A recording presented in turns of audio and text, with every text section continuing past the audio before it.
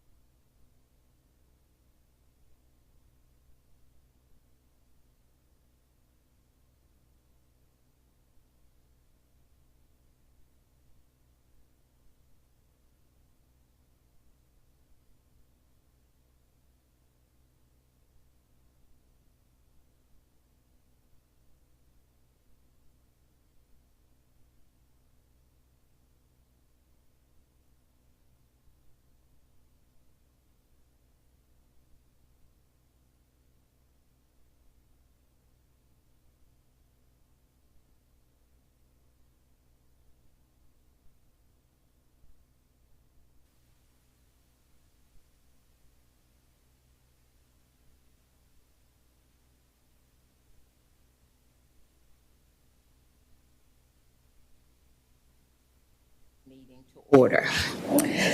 Okay, so first we will have Leanne come forward and start us out in prayer.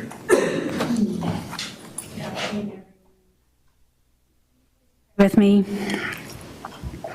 Gracious God, we come before you this afternoon, grateful for the gift of another day, grateful for the privilege of serving our patients, grateful for the responsibility to contribute to the JPS mission.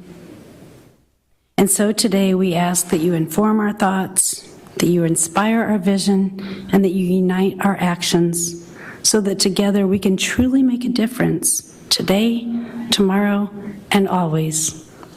All this we pray in your holy name. Amen. Amen. Our Pledge of Allegiance, please.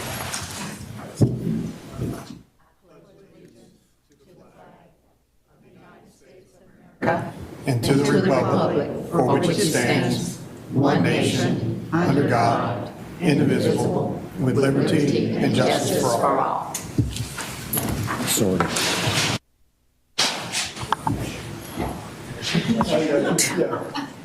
Do we have any citizens wishing to address the board? All right, then we will move into approval of our board minutes from the 14th. Are there any corrections? There are no corrections. I'll entertain a motion for approval. Second. It's moved by DT, second by Roger. All those in favor signify by saying aye. Aye. And those opposed by nay. Motion passes unanimous. We have minutes from the board budget retreat. So are there any questions on that? There being. Your Highness, I move approval. All right, thank you. I'll take the highness. It's moved by Roger, second by Ralph. Are there any questions? There being no further questions, all those in favor signify by saying aye. Aye. Those disapproved by nay. Okay, motion passed unanimous. Okay, we have CEO report. Yes, thank you, Madam Chair and members of the board. A couple employee updates. To my left here is Lori Knowles, who will be taking on as board administrator. And so those of you who are committee chairs and our Madam Chair here, she will be reaching out to you. She'll be coordinating the meetings for the board. And so we're really glad to have Lori here. And so I wanted you to put your eyes on Lori and to know her name when you see her. As mentioned at the last board meeting, Lauren Poe will be leaving us, and I've not been able to convince her to stay, so she will be leaving us. Nisha Patel, who has been her number 2 in the Office of Strategic Management, is not here with us today. She will be present at the next board meeting, but she will start to pick up a lot of the work that Lauren has done throughout the organization with the Office of Strategic Management and also kind of keeping me organized. So she will come next meeting and you will see her face. She's been with the organization since 2017. She came as a manager out in community health, did some great things at Diamond Hill, and then moved under Lauren to help with the district work, and then went on to become director of the Office of Strategic Management. So she's been here for a while. She's behind the scenes, but is very powerful, and so I'm looking forward to and appreciate her stepping in to help close some of the big gaps that will be here as Lauren leaves us.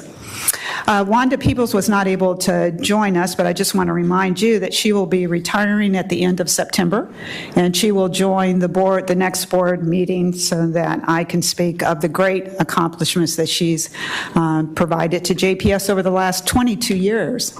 So, is it 22? No, maybe not that long. 12 years? 12 years, I was going to say. Yeah, 12 years. I'm giving her a lot more years. Yes, she will, I know, especially when it comes to pension payout and things of that sort. But she's done quite a bit, has seen JPS go through quite a lot, so she also will be a big loss for the organization. So she will join us next time, and we have some events as part of her retirement. The hospital status, we continue to be at high community level transmission for COVID, and we continue to have low levels of admission here. We do have staff that continue to become COVID positive and have to be out, so that taxes are already a very strained workforce.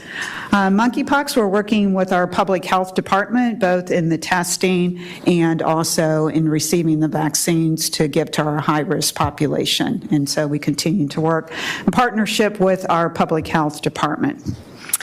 Community events, I want to thank all of you board members who are out in the community and speaking of the great things that JPS is doing and has done.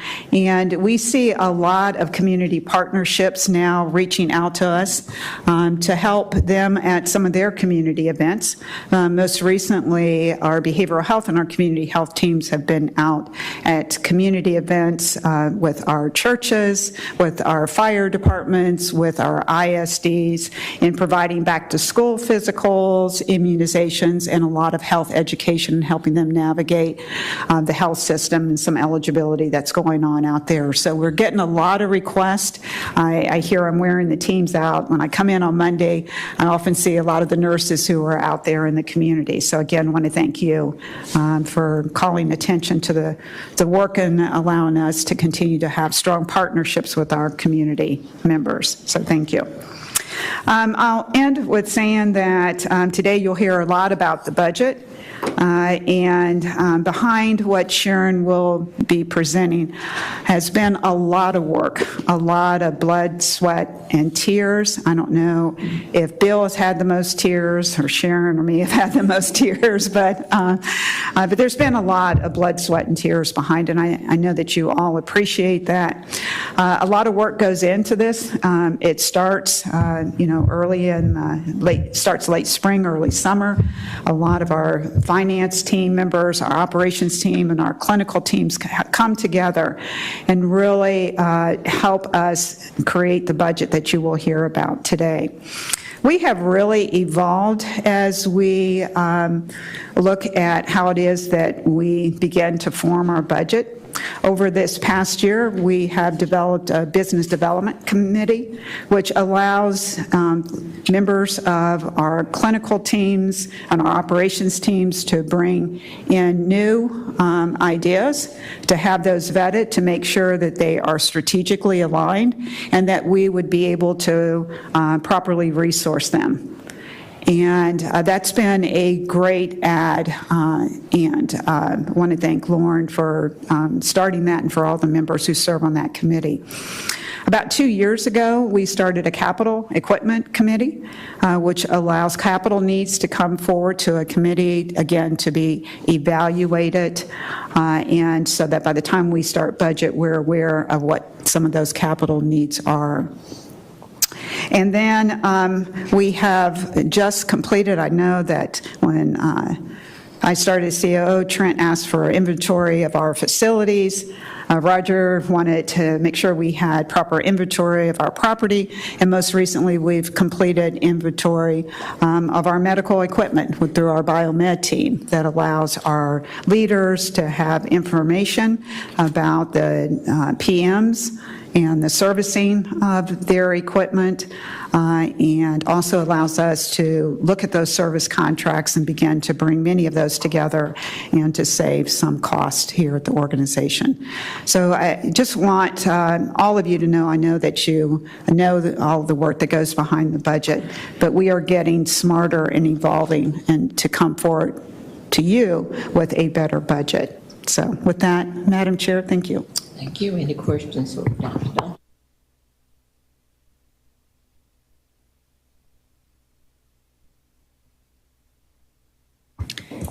Thank you, Madam Chair. I did not have the privilege of meeting with you in July.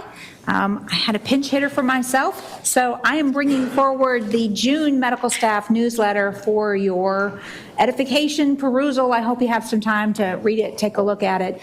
This did come out in June. It's coming here today because, as I said, I wasn't here in July to present it to you. It goes out to all clinically privileged practitioners in the organization, so everyone gets a copy of this.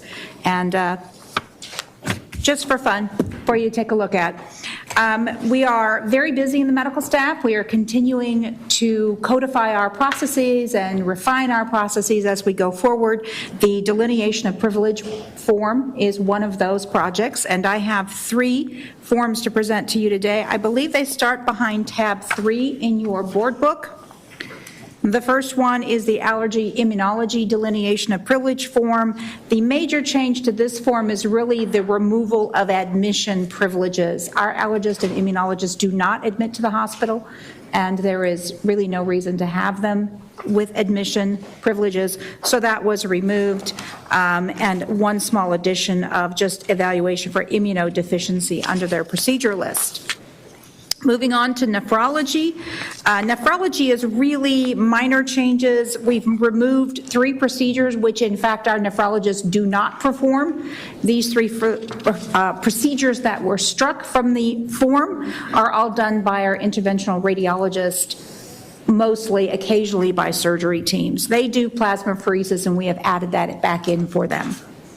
And then finally, we have a pulmonary medicine form. This is the form that really took most of the changes this month. You can see there's a lot of yellow on the back pages. And this was a lot of cleanup where we were taking procedures that are done and clarifying them to current language, and also taking some of those procedures, for example, closed pleural biopsy and bronchial thermoplasty, and taking them out of a core procedure list and moving them to a special procedure list. So you need special qualifications and additional cases to qualify for the procedures listed on page 3, and that's the page with all the yellow on it. So with that, I'll entertain any questions from the members. Can I take all 3 of them at once? Okay. Are there any questions? Okay, then I will entertain a motion for approval of all 3 of the privileges form. Move approval. Okay. Second. All right, it's been moved by Steve, the other Steve, and second by, is that Zim or DT? Zim. Zim, okay.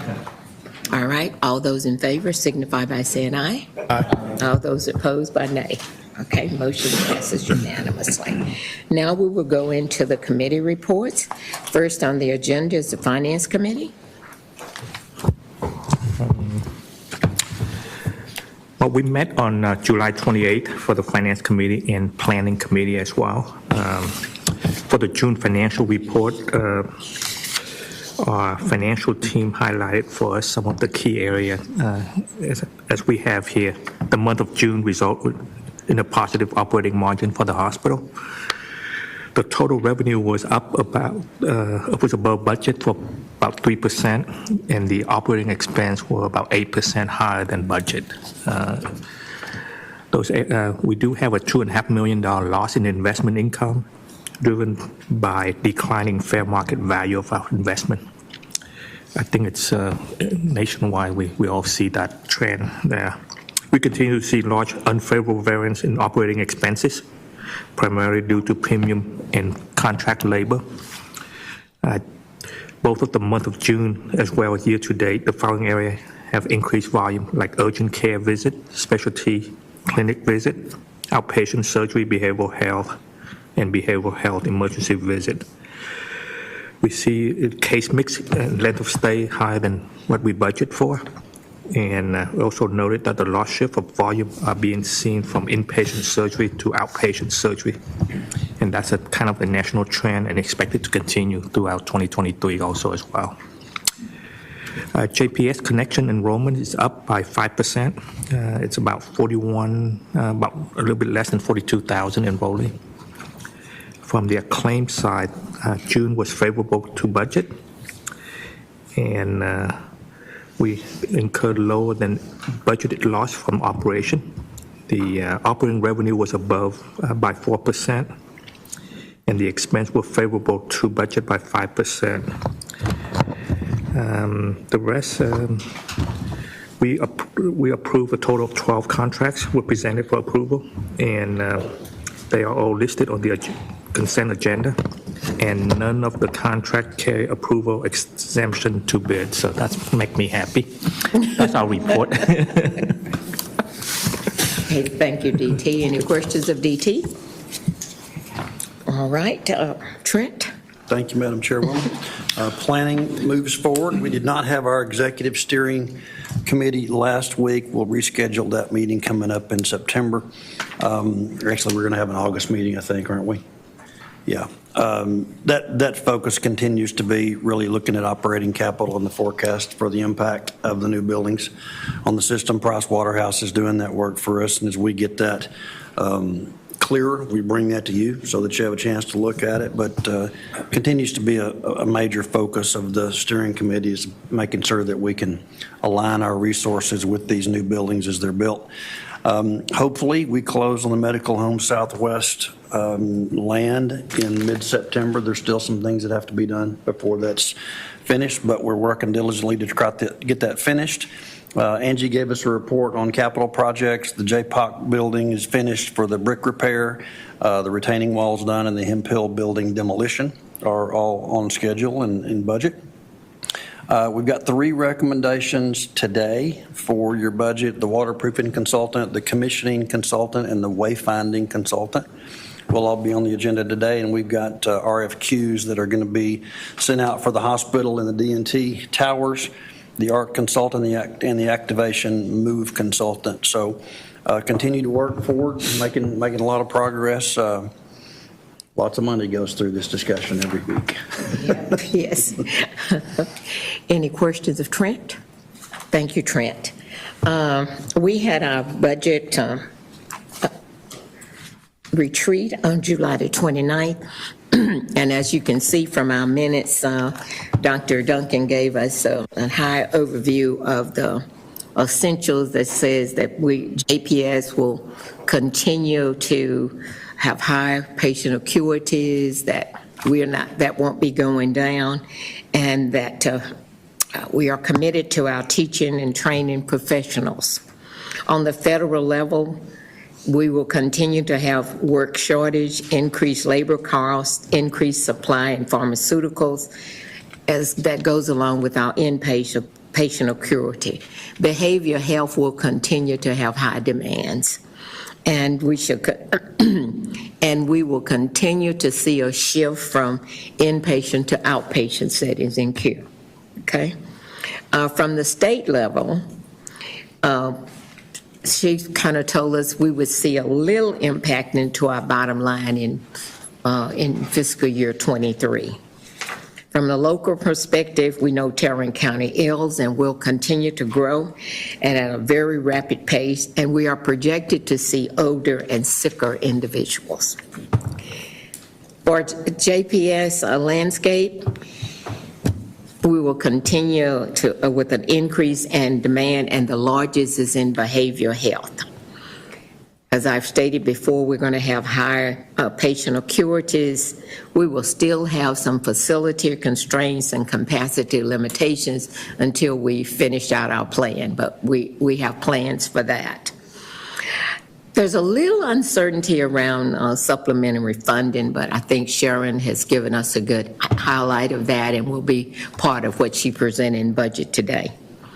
And based on all of the information that Dr. Duncan shared with us, our 23 budget will focus on the workforce, the master facility parents, and our patients. And as far as the facility, we are kind of making sure we're doing the basics very, very well. Any questions? Because the rest of the stuff, Sharon will be presenting more in the overview. I thought our budget retreat was presented to us in a way that we could respond to staff, not staff asking us, but saying, here's where we want to go. Did the board buy in? And I thought that was a good discussion. Anyone else have anything they'd like to add? Okay, all right. I'm gonna flip back and see where I am now. Okay, Roger, you're up for the Acclaim Executive Committee. Thank you, Madam Chair. First off, I just want to just say a few comments about the Acclaim Executive Committee.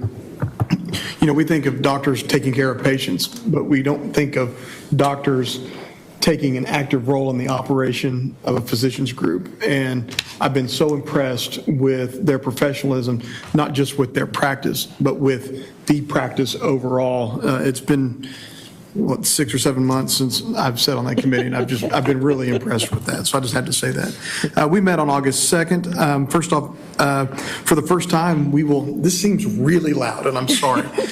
We will actually have a full slate of an executive team for Acclaim. Lori Ching is the new CFO for Acclaim.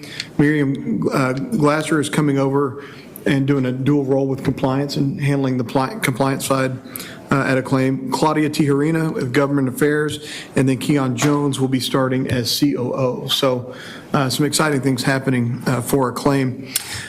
During the meeting, the Board of Directors, we learned that the Physician Board has completed their bylaw review, and they're seeking nominations for 2 additional board members for the Physicians Board of Directors. Operationally, quality measures, the overall quality scorecard was at 97.5%, including measures at target or stretch, including patient experience, open access, depression screening, and the all-cause 30-day readmission measure. I've talked about the new team members. Overall, the clinic activity increased by about 9.6 this year, and that's proved with billing, 9.6 increase year over year in billing activity for services. The new patient volume was up by 1.9% year over year, and established patient visits were up 17.1%. You're going to hear a lot about Acclaim Finance, so I won't go into that too much, but just to tell you that revenue exceeded budget by 3.9%, expenses were less than budget by 4.7%, and the net patient revenue exceeded budget by 8.1%. And that with the management of open positions, the reduction in additional physician payments for certain services, decreased supply spend, and lease and rental expense reductions all contributed to the expense variance. The Acclaim board approved, the executive committee approved the Acclaim budget, which you'll hear about. It's exciting. And let's see, the budget presented reflects an increase in operating revenues and an operating margin that fell in between 21 and 22 Acclaim budget operating margins. So they're being pretty prudent with the dollars. And then you'll see, won't see it on this agenda, but next month, we didn't have time to get it on the full board agenda, an Acclaim contract with Bright Health, an amendment to that contract.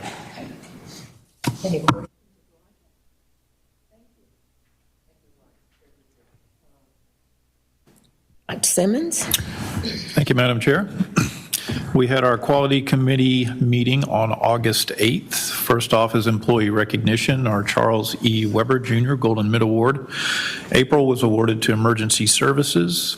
May was the Medical Emergency Response Team, or the MET team. June was the Probes Committee, Department of Radiology.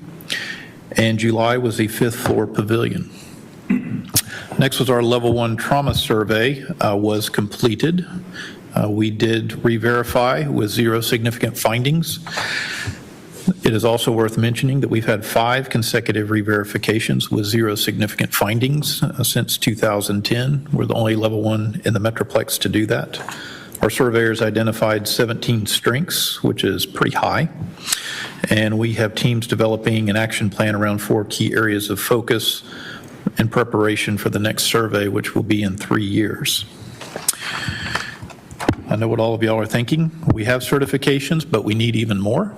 So we now have patient blood management survey certification. The survey was done for patient blood management, and we are now certified as our initial certification. This happened in June of this year. We are one of only 9 organizations in the country with this certification. So we join a group that includes Johns Hopkins and Mayo, and we are the first in the state of Texas to obtain it. Cool. So kudos for that. So we are developing implementation plan, also preparing for the 2024 re-verification. We will have an infection prevention plan that we will bring to you in September.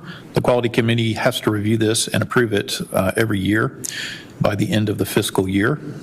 The Quality Committee will be reviewing and voting by email to bring this forward in the consent agenda, so we don't have that for today, but we will have it for the next meeting. True north of our patient's experience. The results of our patient experience overall rating metric, which, as I'm sure everybody remembers from my last committee report, includes inpatient, outpatient surgery, clinics, emergency department, behavioral health, and behavioral health outpatient. So we are currently at 74.5. That's exceeding our stretch goal of 73.9 for the year. And our baseline for last year was 72.4, so we were above it. The PSI 90, which I'm sure everybody also remembers, the lower score is better. It's like golf, which is pretty much opposite of my personal golf score right now. So lower is better. It's trending down for the past 2 months. It is, or has been, April was 1.99, May is 0.96, June was 1.53. Our goal is 0.95. Expected for an organization of our size is 1.0. And year-to-date, we are currently 1.86, so we are continuing to address and work toward a lower goal. The two primary drivers have been the pressure ulcer rate and perioperative PE and DVT. And finally, we have 3 policies that are on consent agenda for your review and possible approval today. None of them are new. All 3 have only had minor changes. They are the assignment of patient care plan policy, the continuum of care plan policy, and the sexual assault services policy. That's all I have, Madam Chair. All right, any questions? Thank you. Yes. I don't have a question. I just want to comment that those who, the board who missed the presentation by Dr. Gandhi was really impressive in about our level 1 trauma program. And it was healthy to hear him say, because I asked him the question of the negative or positive impact once Harris becomes level 1. And he said it's not a worry. He said they're comfortable with that. And matter of fact, he talked about how far we are stretching. We're getting persons from Abilene to Amarillo, and it was really impressive. And it made me feel comfortable that there's not any negative pressure on JPS. It's level 1 trauma. Okay. Thank you, Ralph, for that. Anybody else have any questions? Okay. Now, Mr. Montgomery, the other Steve, I have to distinguish. I have 2 Steves here. I'm Steve, he's the other Steve. So on Monday, we had the Medical Horizons Committee. We started a little late because the committee before us wasn't managed as effectively as it could have been, so they ran late. But Dr. Elliott, Tricia Elliott, gave us a really nice overview of what she's been working on, her team have been working on in areas of academic excellence, clinical excellence, workforce recruitment and retention, which is obviously a big issue for us today, in research. Just quickly on academic excellence, as of July 1st, we have 227 doctors in training at JPS sponsored programs, and then additionally around 35 residents from affiliated institutions training at JPS monthly. That's fantastic. We are a training institution. On the workforce side, we currently have affiliations with 118 academic institutions and are projected to have over 2,500 medicine, nursing, and allied health students rotating through JPS in the 22-23 academic year, which is impressive. And finally, on research, she highlighted a number of clinical trials that we are involved in. So very encouraging there. We did not have any items for the board's consideration. All right. Well, thank you. I just want to say, Charis, you did a beautiful job. I know when we said we were going to start reporting out, we were all panicking. And Lauren, thank you for making our life easy. Now we're panicking again. Okay.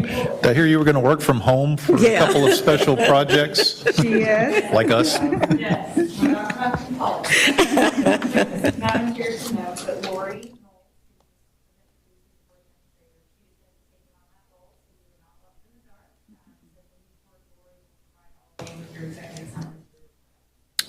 Well, Lori, we're looking forward to working with you, and you know we panic if we don't have it. Thank you, okay? All right. Now we're ready to go into other matters requiring budget discussion update, and under the first item will be a small little matter, is approval of our fiscal year 2023 Tarrant County District operating budget. Sharon. Oh, I love that. I hear a second. That was good. No, thank you for all of your time that you've dedicated to working through some of these issues with the budget. As Dr. Duncan mentioned, there are hundreds of people who began working on this budget back in March and April. Our directors do their biggest lift in May. And then the executive team, along with finance, does a lot more of the detail work for about 2 months. It is difficult to imagine just how many moving parts there are to this budget. So it's a big lift, but this is not my budget. I have the pleasure of presenting it to you guys, trying to summarize it, but there are, again, tons of operational details, how it ties back to the overall strategy, and I hope this is a dialogue. I don't want it to be a presentation. I know you guys are not shy. I do know one thing for sure is I will probably not have an answer to every question, but we will get that to you. So, yes.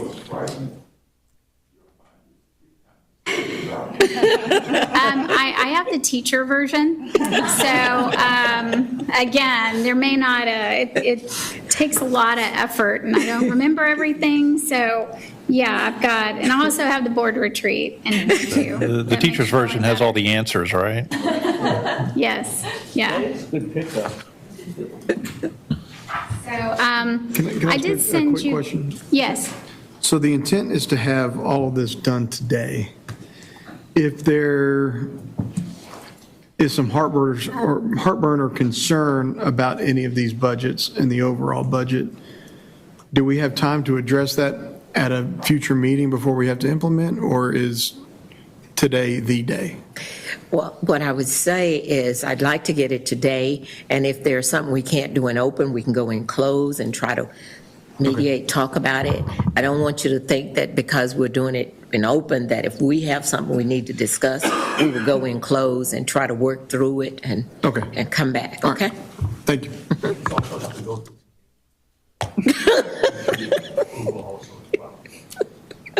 It's not a Which blank check. committee would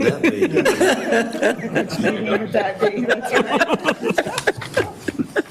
Part of the process, Roger, as you know, I do have to present to the Commissioners Court for their approval. That usually happens in the 3rd or 4th week of August, but we'll try to answer as many questions as we can today. After mail out, there had been quite a few questions that we got.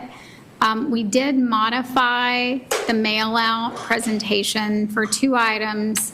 I've added 1 page in here from a consolidating picture, and I'll spend some time on that here in a minute. And then there were some questions about an initiative that we had put into Acclaim. That has been removed until we bring it back to the board for approval, at which time we will go ahead and proceed with that as unbudgeted. It would be a positive impact to the overall consolidating performance, so that would not be a problem. Most of you, I think, were here with the exception of one or two for the retreat. And if you walked away from anything from that, I hope it was the fact that we are going to really focus on 3 key items. It's going to be our workforce. We've got to stabilize our employees.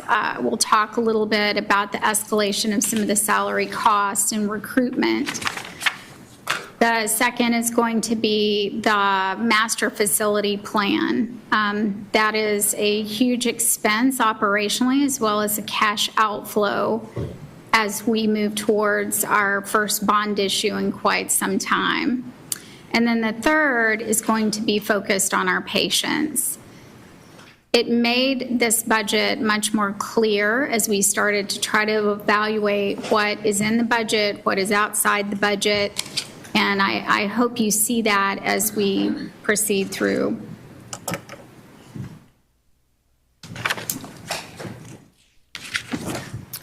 This is the format, this is the page I added, this is the format that you've traditionally seen as we combine all 3 of our operating companies, the hospital, the physician group, as well as our fundraising foundation.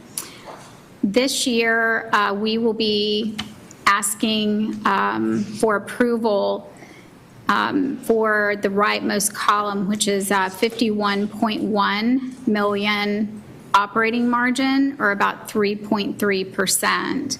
We are expecting a nice recovery of our investment income. We have had a lot of mark-to-markets that were unfavorable this year, and we'll talk about those, but that'll add another 26.8 million, with the bottom line being about a 5% margin.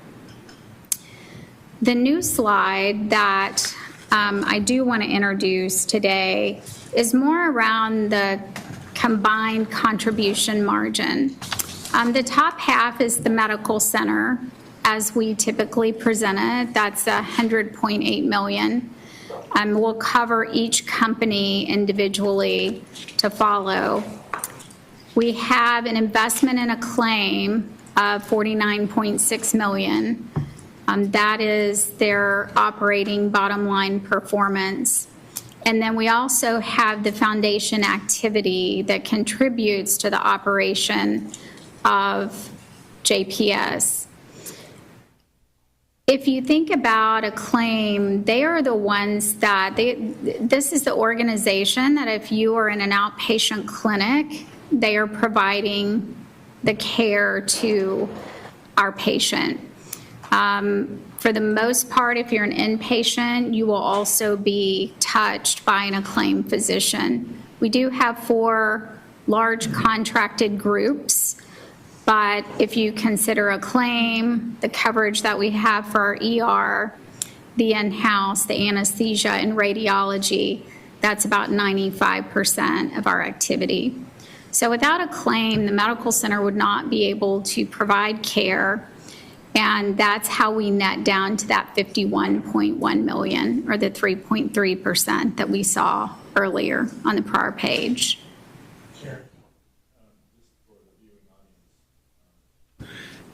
At home, the 2 standout items on this page are is on the middle of the page, the interest line, right? That's what we think is going to be debt service for 2023. Correct, the 18.1 million. And then the further down the page is the investment income is actually the selling of the bonds.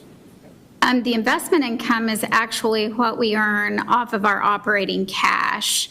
So the actual selling of the bonds is more off. It won't really show up here on my income statement. Oh, it won't? Okay. Correct. The way that it hits the income statement is by the debt, interest, the principal payments, and the actual funding of those bonds will occur on the balance sheet side of the books.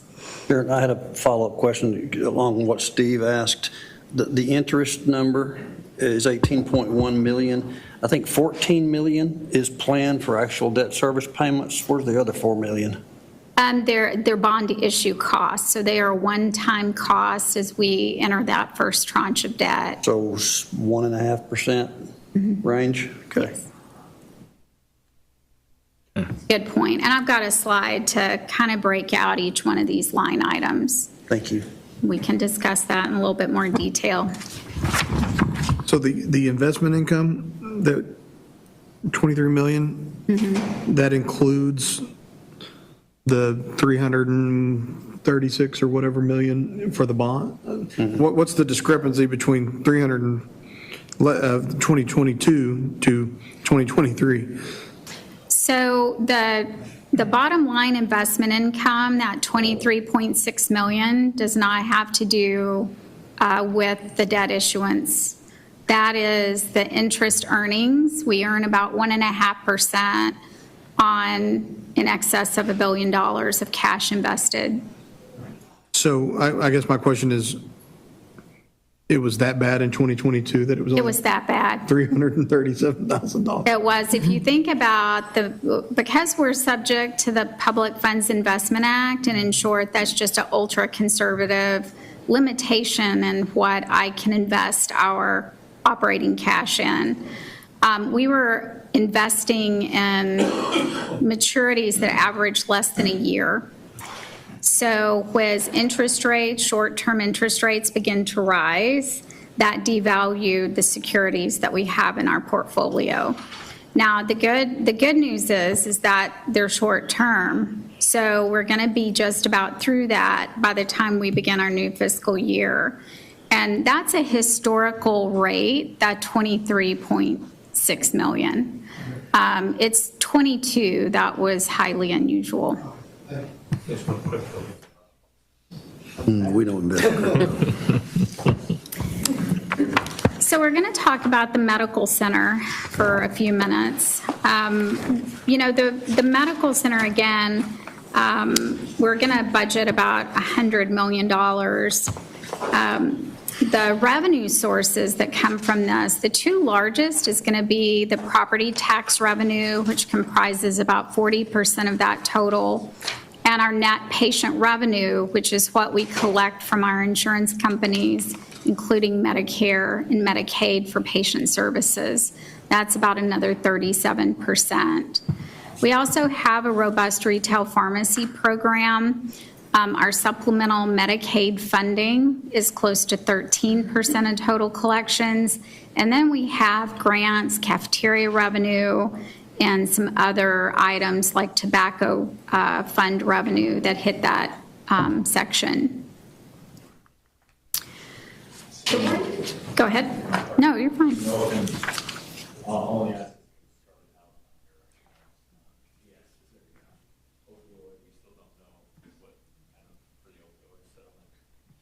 No, I do have an update for you in close on the litigation, but it's not anything that we could have contemplated in connection with this budget. And that is not budgeted for in this budget.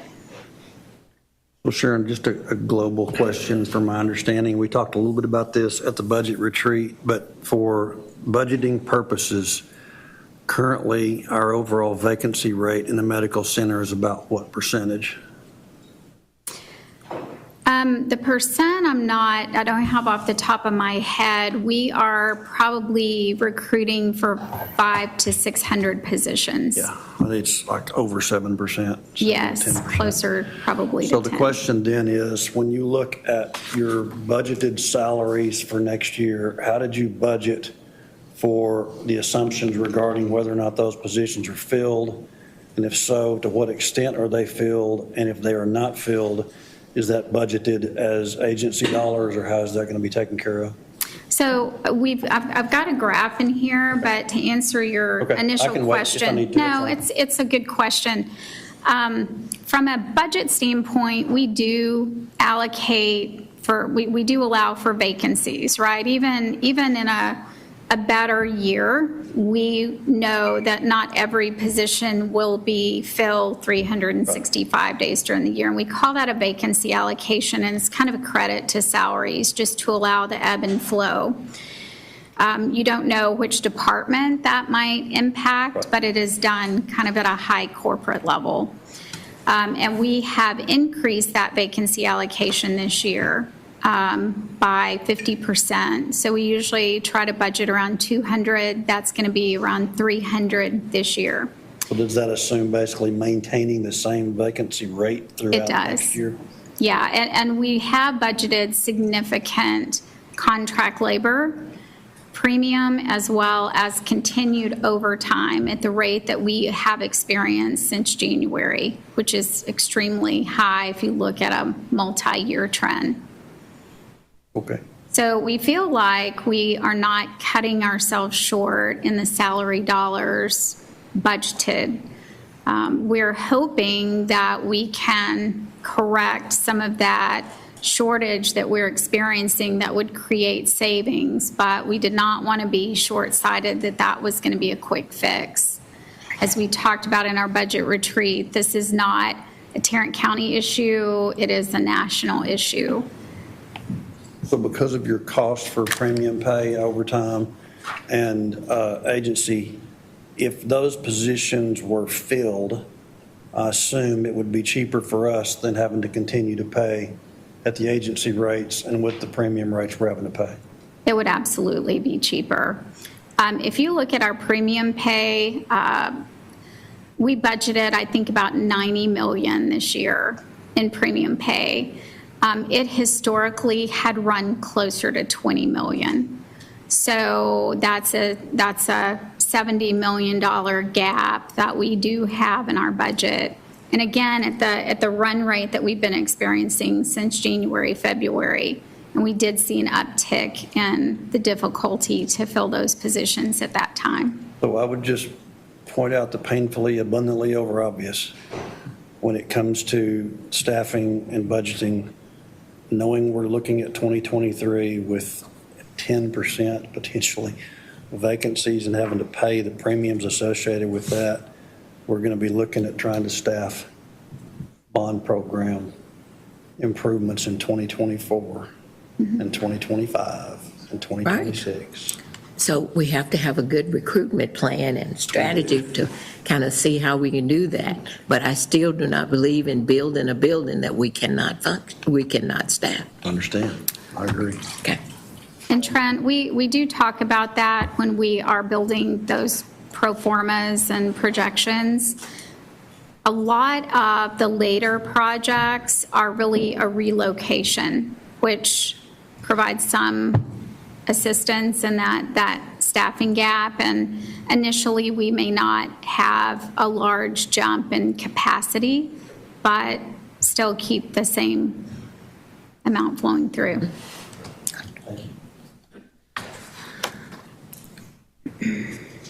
So a lot of the increase in net patient revenue is going to be around our volume assumptions. Volume drives our collections from revenue. So admissions, we are really expecting to be fairly constant at about 1%. Trent, this does hit us right at an 85% capacity level for inpatients and closer to 90% capacity for the behavioral health beds, which are a separate licensure. Correct. And that's where we historically have been running.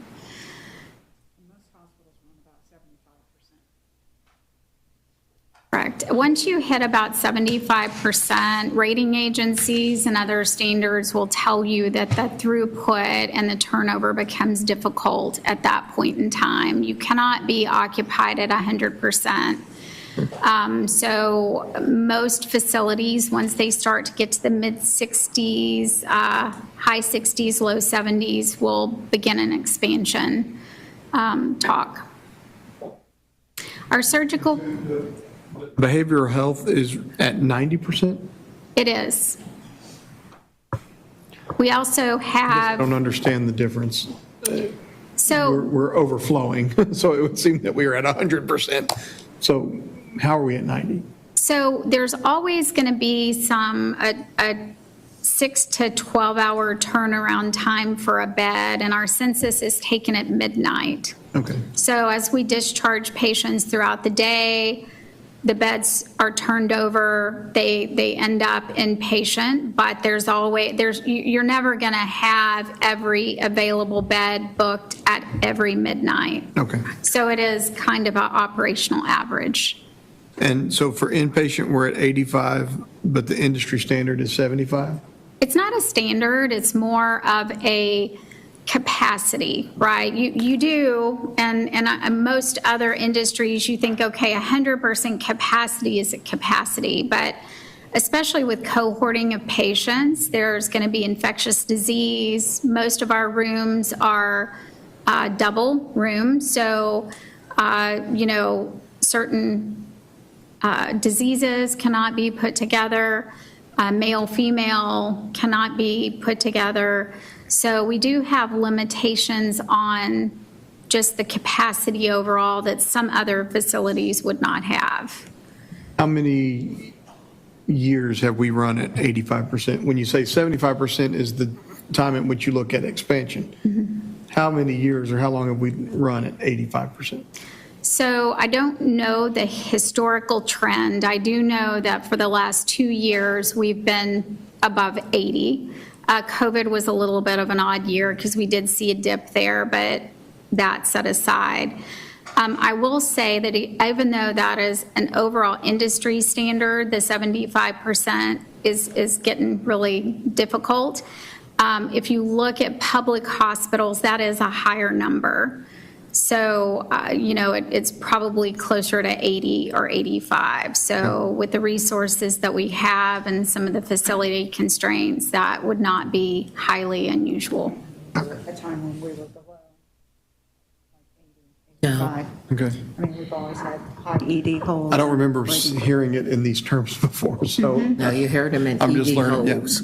We have patients waiting in the ER and stuff like that. We were trying to find another area to hold them, so. Yeah. The next on the emergent volumes, this would include behavioral health as well as our ED and our urgent care. We're expecting that to increase slightly, about 2%, with some of the larger impact being in the urgent care clinic. This is just not really, this is just sustaining what we've seen over the last 4 or 5 months. Our outpatient surgery numbers we've talked about at each month has increased, so that produces quite an increase for the full year in 23. We're attributing about 3.7% increase to the surgical side. And then our clinic volumes, the top green line is kind of a summary of the specialty, the primary care, as well as behavioral health clinics, and we are at just over 615,000. That puts us above the 19 level. It's been creeping up slowly since 2020. That's about a 6% increase.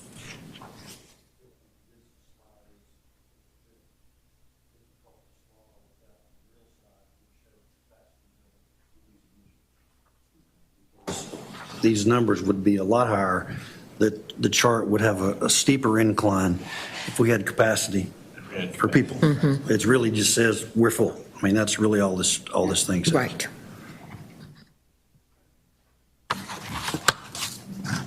From a net patient revenue perspective,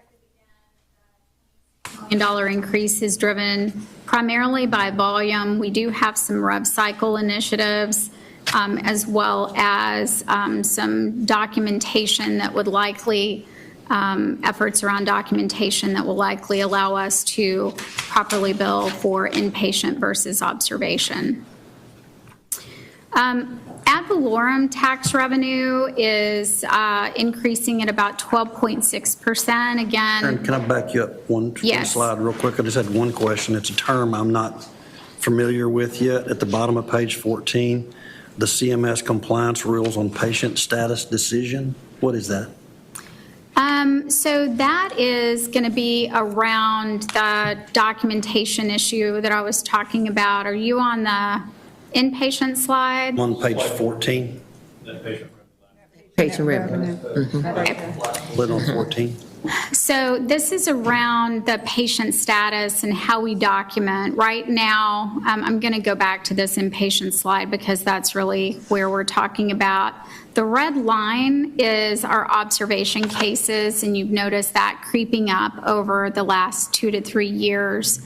And when a patient is admitted, there's a choice between when a physician admits the patient, whether they feel like they're in observation, and this is defined by clinical criteria, or if it's going to be an inpatient stay where they expect them to stay over a midnight. And you've heard us talk about the 2 midnight rule over the last 4 or 5 years. So what we are doing, and Colin is really kind of leading the effort from a compliance standpoint, is upon admission, the determination that the patient needs to be held inpatient, and it's just going to be a flip between observation to inpatient. So there's not going to be any more patients per se in the bed, but there is clinical criteria that will allow for an inpatient stay versus a short stay observation. And how does that, I know it's a stupid question, but then the $5 million is projected revenues based on an inpatient status because they'll be here longer. Well, and the payment structure for an outpatient is very different than for an inpatient. An outpatient is paid based on an hourly rate, whereas an inpatient receives a DRG payment, which reflects the higher acuity. So as we move those patients to proper inpatient status, we will receive a higher reimbursement for those patients. So Trent, the decision to move them to inpatient will be much sooner. Right now, there's been this movement to obs first and then decision made at 48 hours. Does it get discharged out because it's less than 48 hours, or does it move to inpatient? That decision will be much earlier, so you're starting to bill at a higher rate. So is that a consult? What makes that happen faster? there are clinical criteria that will be used, so there's standardization in the decision that's being made. So in the OBS unit, we can apply that criteria? Yes, And there'll be hopefully even before they hit OBS, so as we're admitting. Thank you.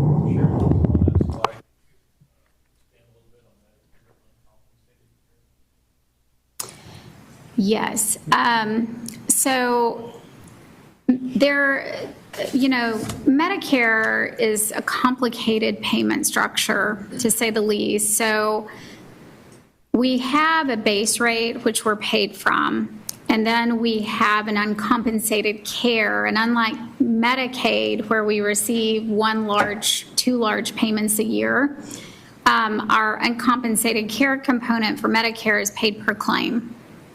So those are separately determined every year. So we got a slight rate increase on our base rate, but the uncompensated care pool is declining, and we're just going to be receiving a lower payment. So that offsets the base rate increase that we got.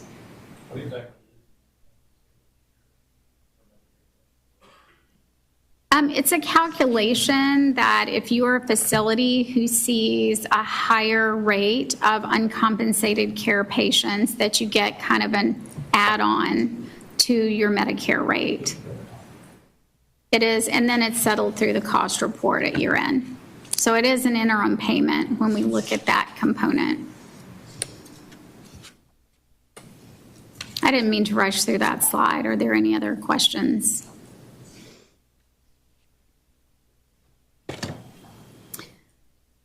The other large component is going to be our tax revenue. So we had been expecting about an 8% increase. This year, once at the end of July, when we got the certified tax rolls from Tarrant County, we are receiving a 12.6% increase. That is based on the appraised value of homes, businesses, mineral property within Tarrant County. And we are not proposing any type of a tax rate change. That will be a separate motion that you make at the end of this. So if you choose to approve at 0.224429 per $100 of assessed value. Has that discussion been made with the Commissioners Court Administrator? I'm sorry. Have we had a discussion with the Commissioners Court or the Administrator about our intent to leave the tax rate where it is, given a 12? There's not been any discussion to my knowledge otherwise. Yeah, and they good with that? He was. Okay, cool, thank you. Okay. That's what always scared me. It That's would be next year's critical to conversation. keep it at that level, knowing that the master facility plan will be coming online over the next 4 to 5 years. Supplemental funding has certainly been a topic of discussion in my entire career in healthcare, but over the last few years, it's been subject to a lot of uncertainty and questions. However, this year, we do have a clear path and approved payments from CMS for our uncompensated care program, which is the largest component. It did this summer get approved for an additional 10 years. It may be at some decreasing level in the future, but the pool itself should remain constant for the next 5 years. At least that is the plan for now. Disproportionate share, which has been here since the late 80s, that has been a pretty constant source for us. We did receive some concessions with a pending decrease in that pool federally, but we were, through COVID, they had suspended that decrease in the pool. We are not sure if that suspension is going to continue. So this does reflect about a $10 million loss in those DisPro funds, anticipating that the pool size does decrease. And then the GME program has been, from a Medicaid standpoint, is relatively new. We've had those dollars for the last 2 to 3 years. I believe this will be the 3rd year of the program. We could. We will not know. I kind of reached out to some sources before this meeting, and we would not know until the late fall if that would be extended. Was DisRIP just phased out now? DisRIP has phased out as of last year for 21. It ended in 21. We did receive about $13 million in 22 from that prior year closeout. Okay. But there's 0 funds in DisRIP for 23. Okay. Sharon, remind me, we now get what are called CHIRP and TIPS? Yeah, so CHIRP and TIPS are 2 programs that came about, and they are paid through our Medicaid managed care organizations, and we get a premium payment for every claim paid that's organized through the state of Texas and HHSC. The CHIRP impacts the medical center, TIPS impacts Acclaim, and we got approval about 2 weeks ago from CMS for an additional year under those 2 programs. So, last year it was a brand new program. There was a delay in approval until about March, and we are still trying to reconcile some of those late payments and get those reprocessed. But this year they have already approved those, and those show in net patient revenue. The reason that those did not fall out in some of my discussion is those will be at the same level that they were in prior year. So again, Medicaid funding is fairly complex in Texas.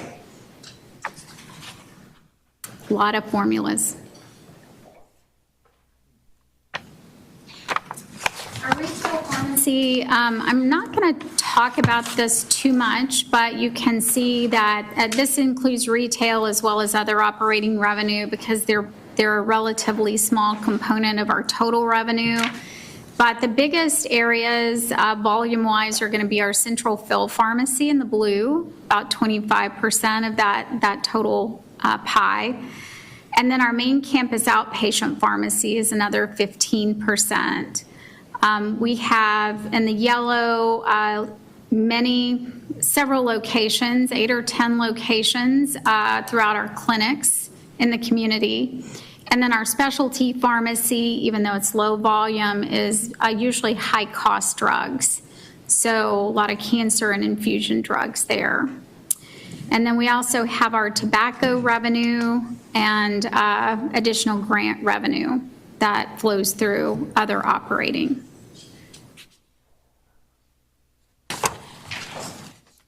When we turn to our expenses, $1.3 billion in total, and these did increase, and I'm going to go through each one of these sections to kind of tell you what is in them and how much they have increased and what some of the larger components of those are. So when we look at salaries and related expenses, that is going to comprise almost 55% of our total budget. If you looked at the total pie, this blue section is salary and related benefits. And then the orange piece of the pie is our professional fees and those that we pay administrative time for some of our physicians. So, if you look at our labor component, that is 65% of the total expenditure. So for salaries, this is a view of where do all these salaries go. By far, the largest is nursing at about 31%. Behavioral health is about 10% of salaries. And then our ancillaries comprise that darker gray area of the chart. Behavioral health is a large component. And then facilities, IT quality is about 7%. You look at the softer overhead of finance, HR, administration, 7%. Medical education and contract labor are also impactful. And then our benefits are at 18% of our salary expense. About 25% of every salary dollar, you have an additional benefit cost. Sharon, you've got the health claims with an increase. Are we going to be shopping for providers, or are we staying with the same for our employees' health plan, or where are we on that? So for health insurance for our own employees, we are self-insured. So currently, kind of the TPA that we use is Cigna. I'm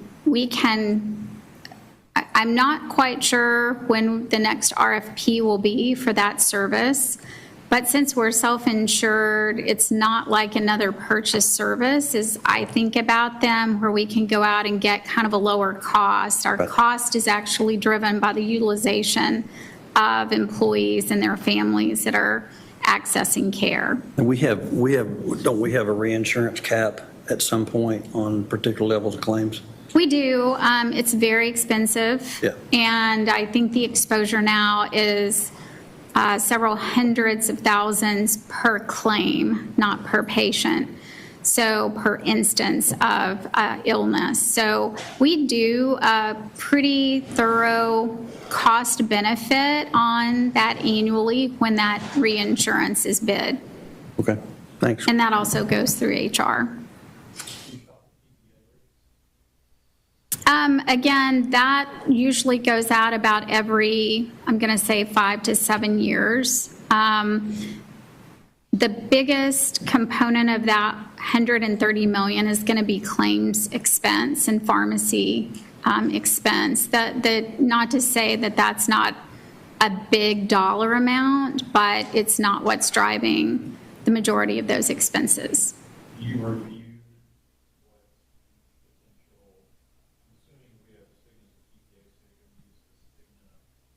network. We do. And then you would have payments made at Cigna claim rates. Do you look at what others would pay for those same claims? For instance, if you had Blue Cross that pays $90 for a service, whereas Cigna has to pay $130 or $140 for a service, if we were actually on a different provider network, do we ever analyze that and see how it would affect our claims?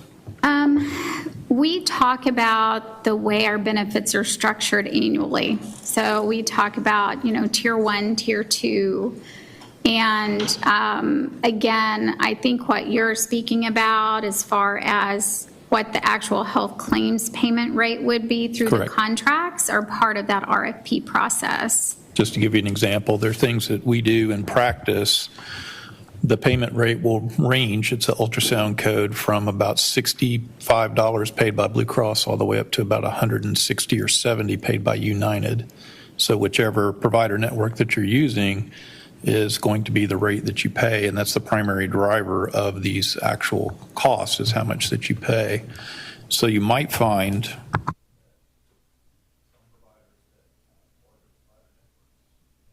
or overall claims payments and payment rates. Just something to look at. We'll keep that in mind as we, and I'll check again to see what schedule we're on. I was involved in the last RFP that was done, and that was probably in the first 2 to 3 years that I was here. So that will be coming up, I think, in the next year or two. Last 24 months, with certain insurance companies becoming very aggressive on lowering their payment rates for services and obtaining those contracts. Okay. So it may actually pan out to take a look at some other networks.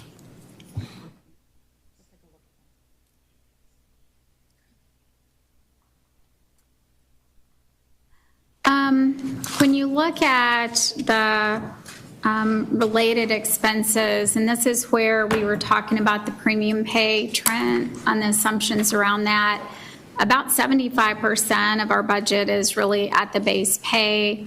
We do have paid time off, required education that we provide through JPS, and then the overtime, incentive pay, and contract labor are the escalated premium pay rates that equal about $90 million.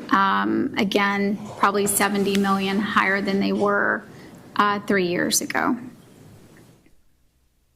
It's really such a difficult thing to get our head around because, on one side, because of the additional dollars that we're having to pay in premium pay and overtime and all the above, you almost want to say, okay, our starting salary's too low. I mean, should we bump all of our ranges up so that we're more competitive in the workplace and can bring people in at higher starting pays? And would that offset some of that $90 million in additional costs that we're incurring? Not to mention the fact that since they're not employees, there's always liability associated with that as well.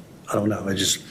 The fact that we're running that big of a vacancy rate, to me, and I know everybody is experiencing the same thing, but I guess for this coming year, my thoughts are going to be, what are we doing to try to slow that down? What are we doing policy-wise to try to get more people in here and beat the competition, if you will?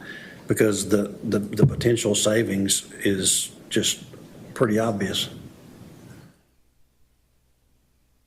I know that we were just reviewing, preparing for the HR committee meeting in a couple of weeks, and I think Carla's got some ideas around recruitment and retention. That's going to be part of her focus in a couple of weeks. Well, no, we worked on the physician salary on the Acclaim side. I think maybe the same look might be appropriate, long nursing especially. Yeah, and we did a big market and equity lift last year. You know what, Trent, we're struggling with is that, for every 2 we bring in, there's 1 that's heading out. And so just trying to get ahead of that Well, there's an answer to that puzzle somewhere. Somebody's going to figure it out. Yeah, no, that's true. We've got to stop the cycle.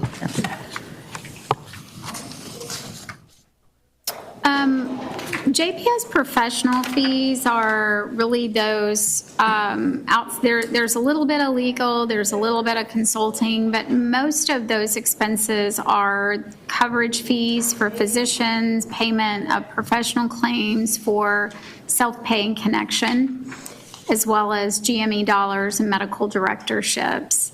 That's increasing about $7.6 million. Some of the consulting, we're looking at new human resource capital management software. We're also going to be doing a gap assessment around our connection patients and trying to redesign the way that we provide care. We have restructured our DEIB program and looking at the diversity goals here. We're funding part of the foundation through a feasibility of a capital campaign, as well as some community awareness. We also, over on the physician fee side, we're having that increase in volume that we have expected, and we're also budgeting for an increase coverage for some of our outside medical groups that provide services here at JPS, just to get market rates reassessed, as well as some additional coverage hours in certain areas. Does your consulting and audit continue to have Max Spivey at the current level? That he is in the budget. Okay.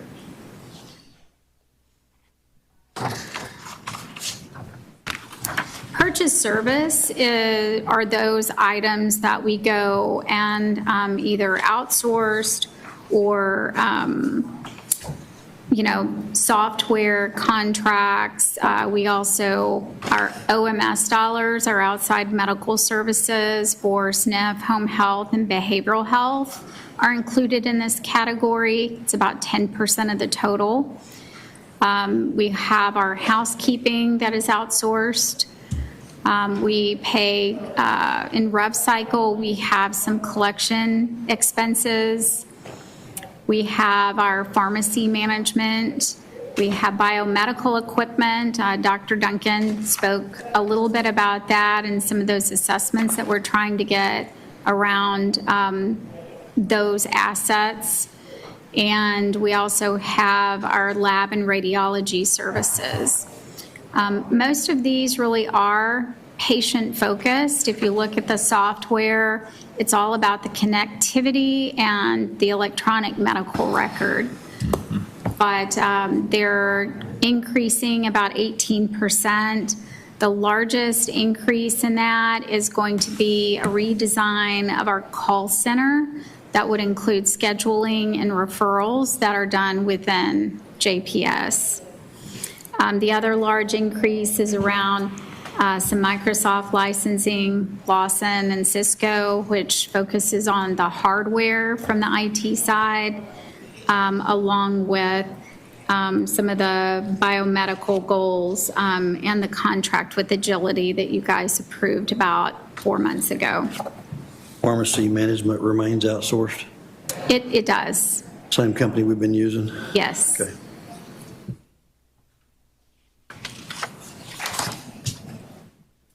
Medical supplies and drugs, there's not a whole lot to talk about here. I did try to break it out just to show what side of the house these expenses are going to.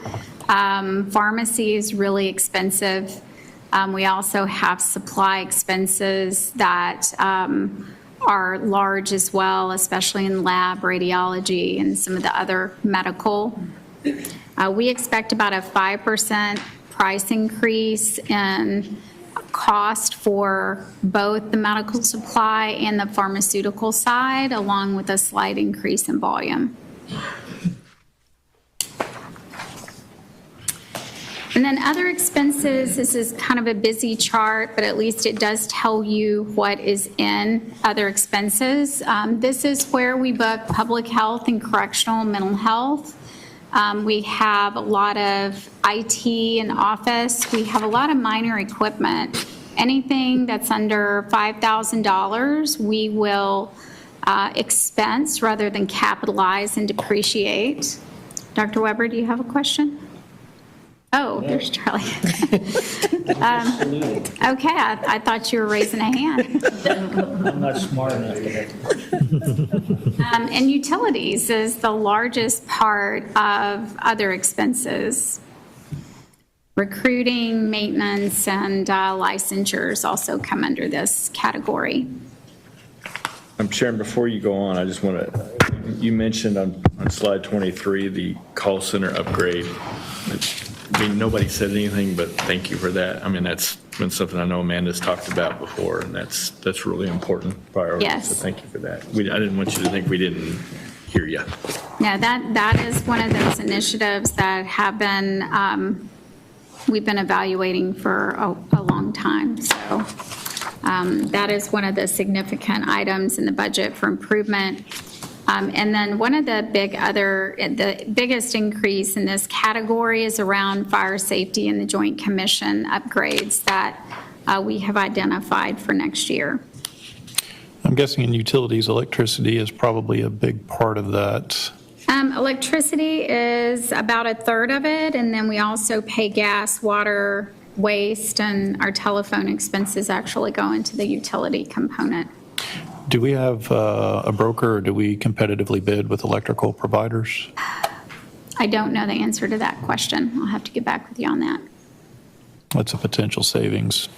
I do know that facilities does monitor the unit cost for gas and electric.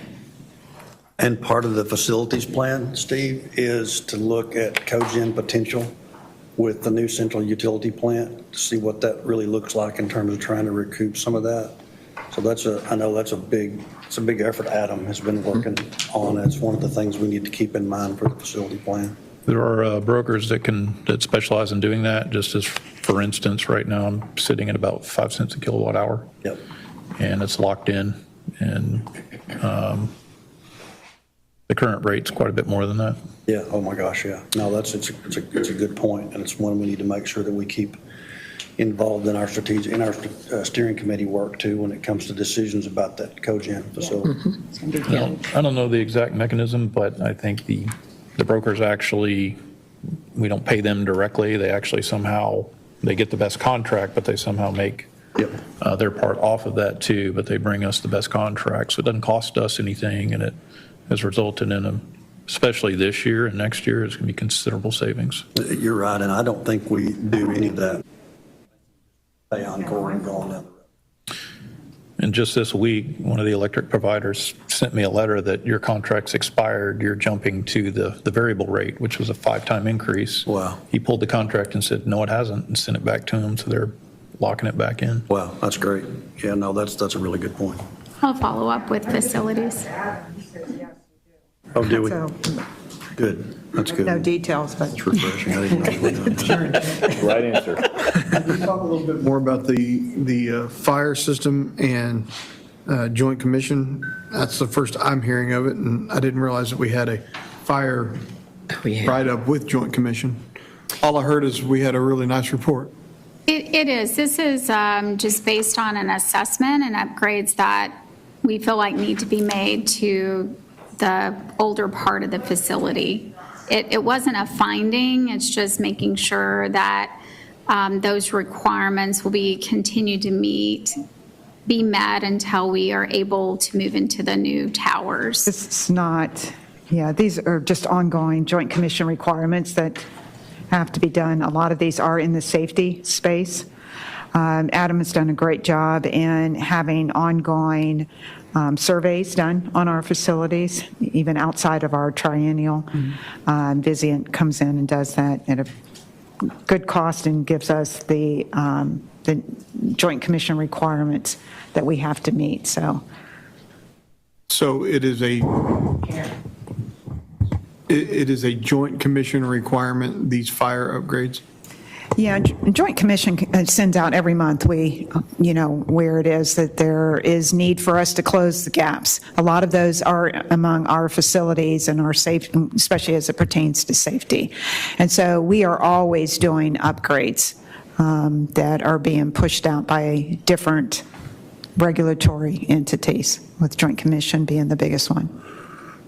Roger, the information that I have, it's around readiness, primarily for fire and smoke prevention, detection, safety, and inspection. Okay, what's the total cost of that? $4 million. I mean, I'm not trying to dismiss public safety or any of that stuff by any means, but at some point, we do have to talk about old facilities versus new facilities, and, are these truly imperative life safety measures, or are these just to avoid a smack on the wrist from the Joint Commission? That's what, and there's a fine balance there, I understand that, but I tell it you seems what, strange investing much of anything in the old buildings, but. Bill and I can circle back around and get a lower level of detail. Yeah. And we'll evaluate that before we move forward. Roger, I was here when some of those little seemed so simple that it should not have occurred, and then they were talking about taking our license, and it was a penetration, it was, all those little exit lights, and it became a big issue when it was first it was just a few, and then all of a sudden when they came, it was millions of them. Mm-hmm. They found them everywhere. And so all of a sudden, that little slap we thought we was going to get, end up saying, you got this many days to kind of correct those. And so I know that we have to look at the old facility and where we're going, but I don't want us to get where they come in and find a multitude of things that end up making us go back and really jump through a lot of hoops. No, I understand that completely. And again, life safety, I mean, it's imperative. Mm-hmm. I'm just assuming that most everything in here is up to a building code standard. And maybe that assumption's incorrect. I don't know. Depending on what you read, I just. Some of these, some of this we can't. I guess my point is we hear a glowing Joint Commission report, and then we hear Joint Commission's requiring us to put $4 million in fire suppression or smoke or whatever. Yeah. That's all I'm saying. We had a great Joint Commission visit. We always will have ongoing life safety requirements that we'll have to meet. What I've seen is that the buildings get built according to the code of the time that they're built. And then they're not upgraded, so they're not required to say if things get changed, like it couldn't be built the way it is today, and I'm not saying it's the way this is, it would have to be built to a higher standard. But what Joint Commission will do is change their requirements. So you'll come through, and what the fire marshal passed 10 years ago, Joint Commission says, well, that's not okay now. Anymore. So, and sometimes they actually give you things that are against the fire code of your county. And so you have to tell them that we can't do that. Yeah. These were not based on any findings. It's just our ongoing Run due readiness. diligence.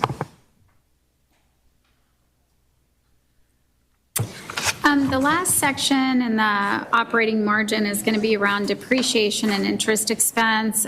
Depreciation is worth mentioning because we are having a decline in depreciation expense. This is driven by the fact that we are seeing several large capital items become fully depreciated. Some of this is around some EPIC work that we had capitalized years ago. A large part of the pavilion work across the street is actually becoming fully depreciated.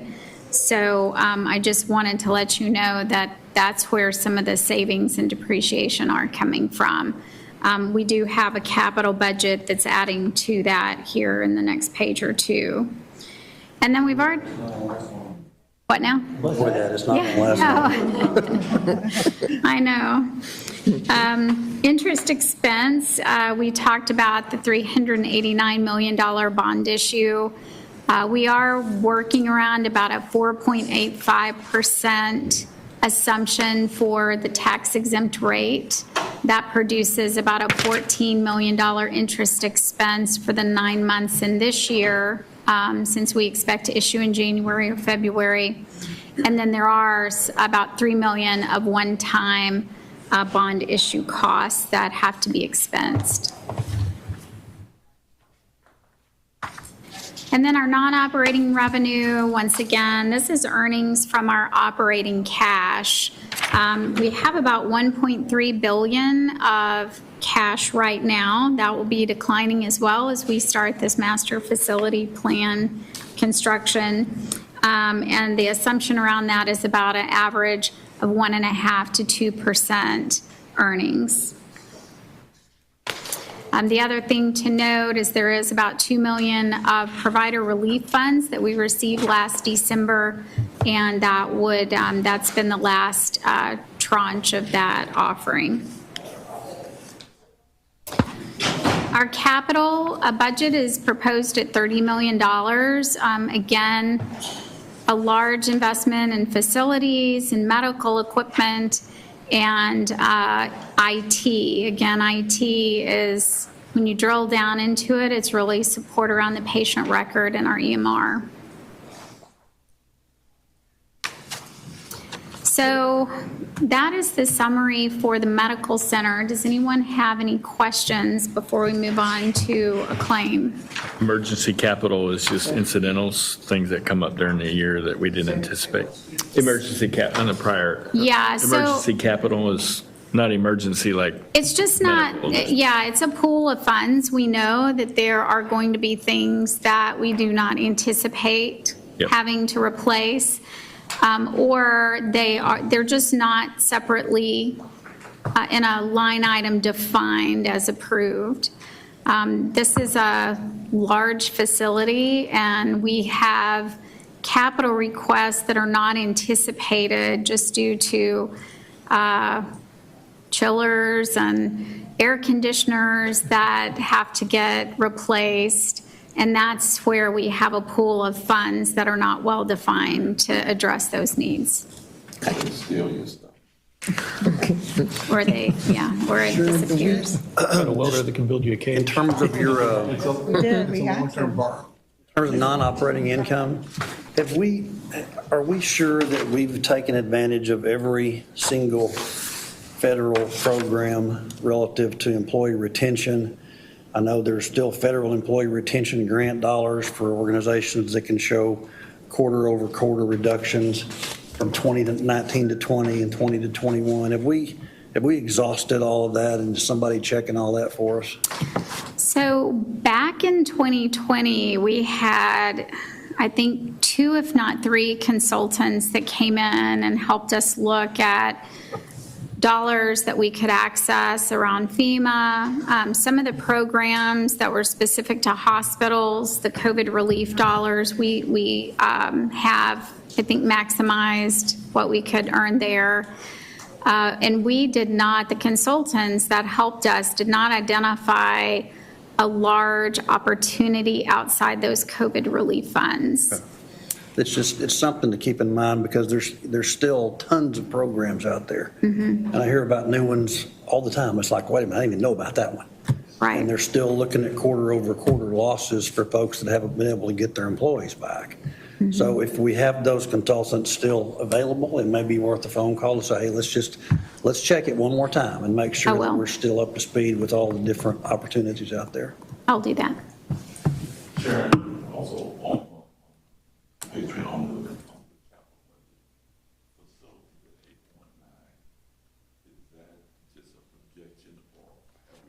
find areas that we'll need to expend money. No, those are defined. The largest, about a third of that 8.9 million, is for a new nurse call system.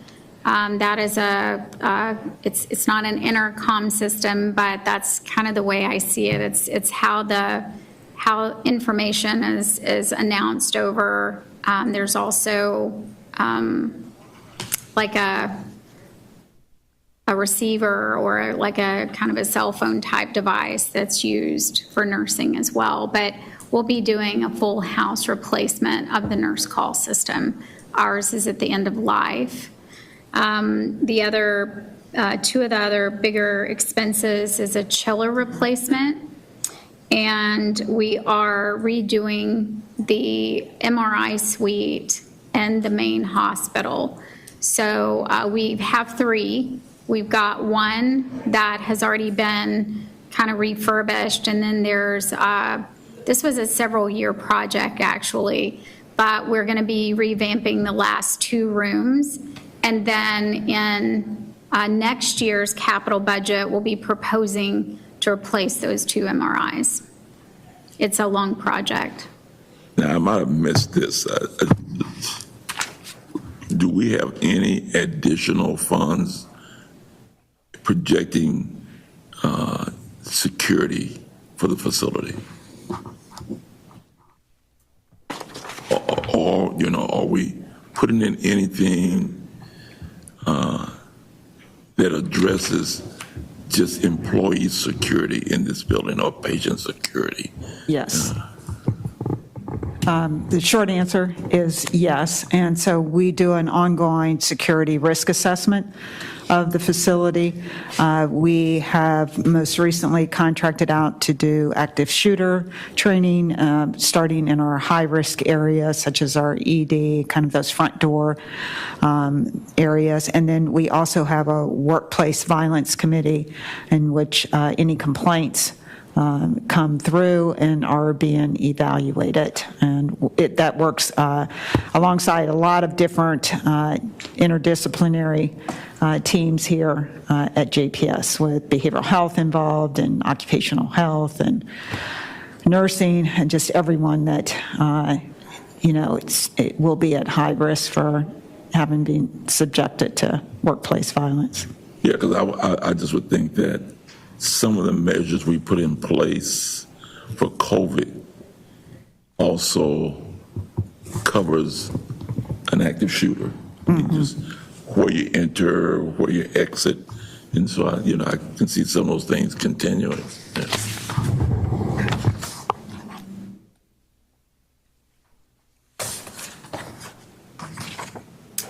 Okay, so as we move on to Acclaim, this year's budget, we're proposing an operating margin of $49.7 million. This includes 490 providers. About 60% of those are physicians. The other 40% are APPs. And again, if you're seen at a JPS clinic or here at the hospital, chances are these are the physicians that will be providing your care. So as we go through there, much like the medical center, the revenue is really driven by provider volumes, and we're projecting about a 9.7% increase, or just about 1.3 million. And these are CPT, they're billing units as far as the measure that we're using. Again, the highest touch is going to be an evaluation and management code, which is the blue line. We call them E&M codes. Usually it's based on level 1 through 5. And if you go in for primary care, you have an E&M code. If you go in for specialty care, there's an E&M code. So those are, that's the reason it's so high. We also have medicine at about $272,000, and surgical at $178,000. There are some additional providers that there's about 13 additional providers that are getting added to Acclaim this next year. a revenue standpoint, again, net patient service revenue makes up about 60% of the collections. They do have coverage services. They have incentives and grants, GME dollars, as well as medical directorships. From the net patient service revenue, again, the larger increases there are from the, it's going to be from recruitment of the 13 providers that I mentioned. Those are specialists, as well as the behavioral health service line. We did hire some neurosurgeons late last year, and the full year impact will be driving that increase as well. We are insourcing some of the coverage of kind of the holding unit that we mentioned before as an observation type unit. And there is some extended clinic hours and some of the specialty services throughout the district. Sequestration plays also a part in Acclaim. That is a program that was implemented by CMS some time ago. It's just an overall reduction in our payment level. It had been reduced throughout COVID, so we got a higher payment, and they are re-implementing the program, and that will be a 4% reduction from the base claim rate. Acclaim is also projecting some revenue cycle improvements. We expect about a $900,000 improvement with some computer assisted coding software at a cost of about $400,000, so a net pickup of about $500,000. And the TIPS program is, again, approved and is projected to continue at the same rate.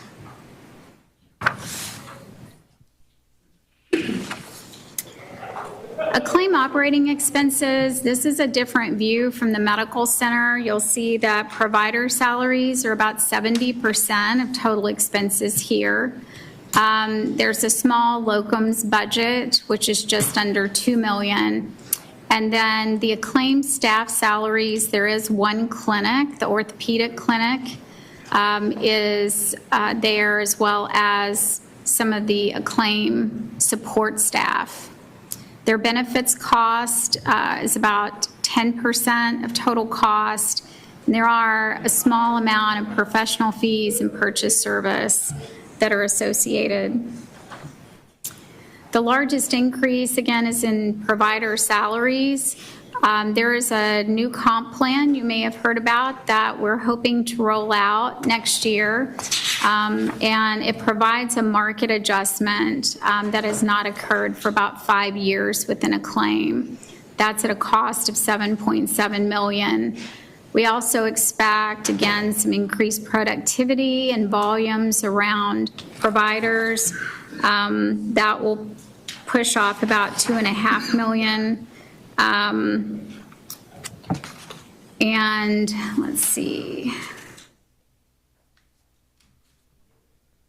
The other larger expenses is we did have a savings in contract labor because we have budgeted salary dollars for those expenses and that coverage.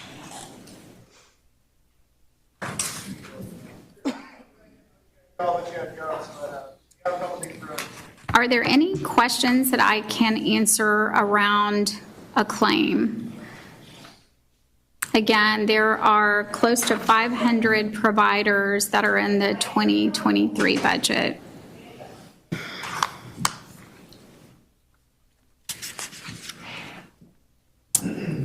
The third company that we'll talk about today is the foundation.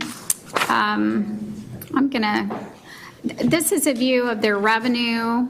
A lot of support from JPS, obviously. I'll talk a little bit more about a couple of programs that run through the foundation on the income statement. We have a lot of donated revenue. About half of the donations are unrestricted, and about half of them have restrictions placed on the donors that gave them. Foundation operating expenses, we have 10 FTEs of salaries. We are projecting that they will become fully staffed throughout the year.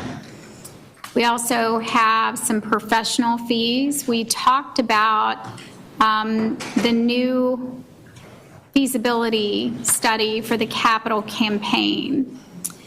That is, we budgeted about $200,000 for that, as well as additional dollars for some community awareness of just who JPS is and what part we play in serving Tarrant County.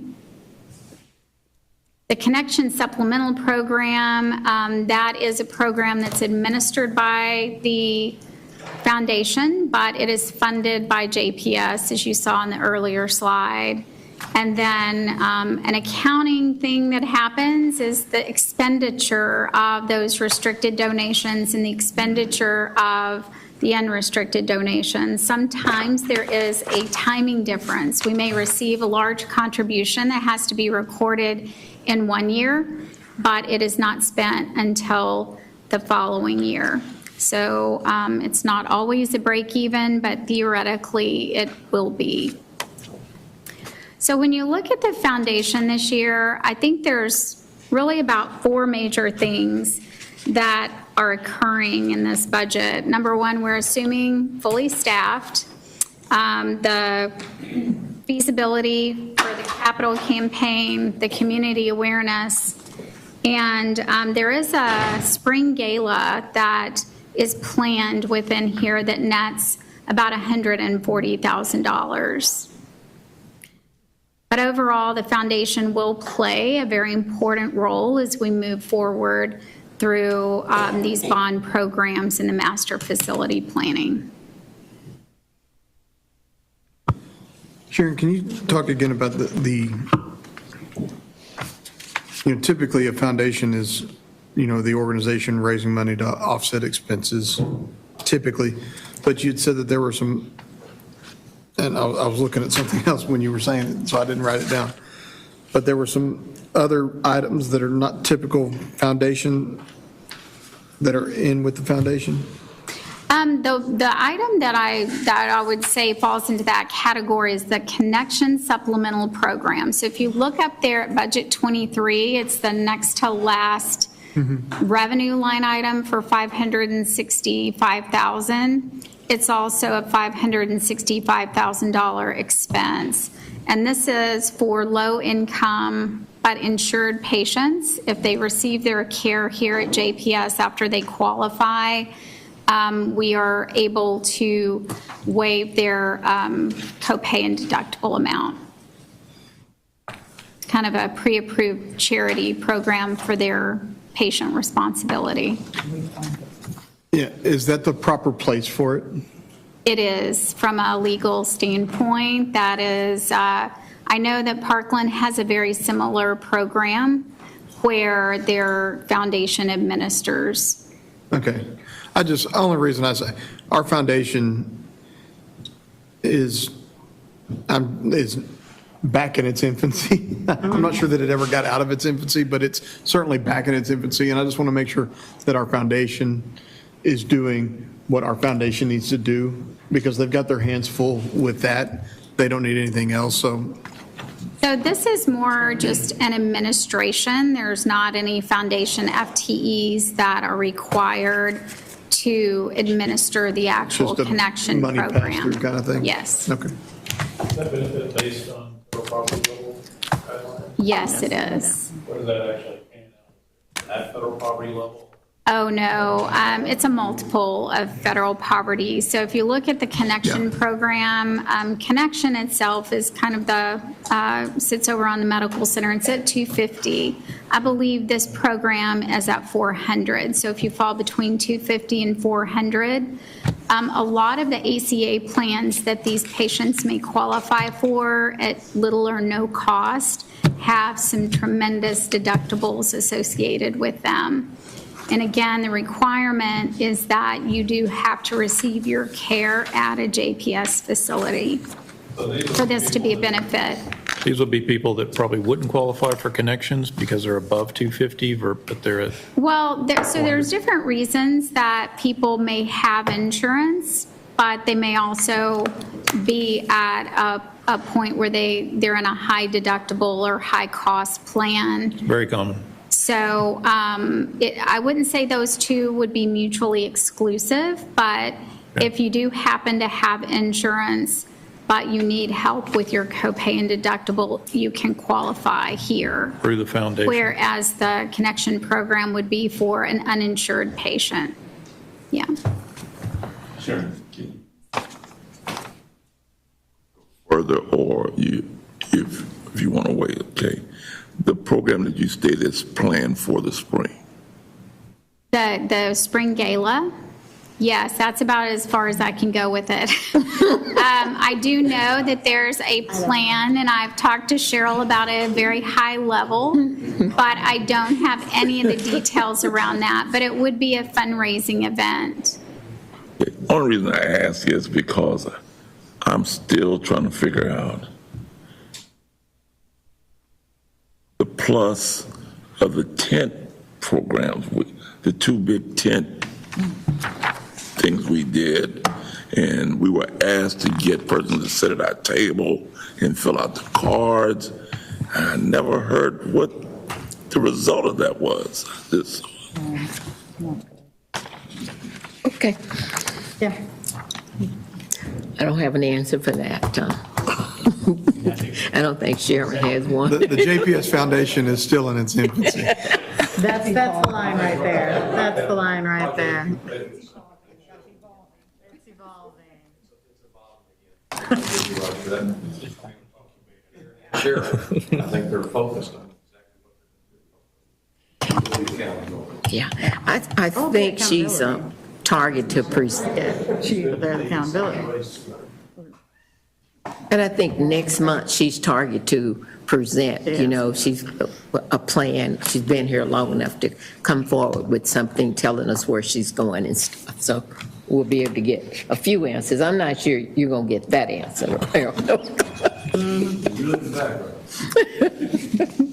Okay. Are there any other questions regarding the foundation? So it kind of brings us back to the combined contribution margin view where we are proposing 51.3 million operating margin, or about 3.3%.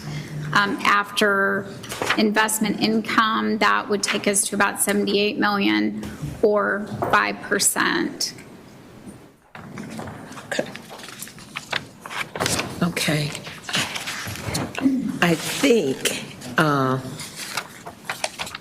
before we go forward in the approval, I need to end our open session because I think there are some discussions we need to have. Am I right on doing that, or do I? Oh, we can do that. Okay.